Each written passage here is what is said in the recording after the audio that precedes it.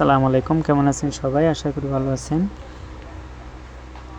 তো আমাদের কাছে একটা ফোন নিয়ে আসছে ওপ্পো, একটা কাস্টমার ভাই।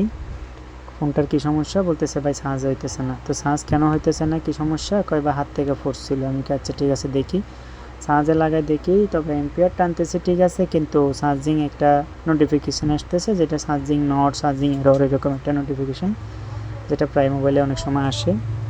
তো আমি সুন্দর মতো আমি কই ভাই তাইলে আমি খুলি দেখি, কারণ না খোলা ছাড়া তো আন্দাজি বলা যাবে না। কোথাও দেখাইছেন? কই ভাই একটা মেকানিকের কাছে দেখাইছিলাম, উনি বলতেছে 1000 টাকা আসবে, চার্জিং এসে সমস্যা। তো আমি বলছি ভাই ঠিক আছে আমি আগে দেখি, কারণ আন্তাজি তো কোনো কথা বলা যাবে না, আর আমি তো কোনো আন্তাজি মেকানিক না যে আন্তাজি একটা কথা বলবো। আমি খুলি দেখি, পরে আমি আস্তে আস্তে ব্যাক সাইডটা খুলতেছি, খুললেই পরে স্ক্রুপগুলো খুলবো।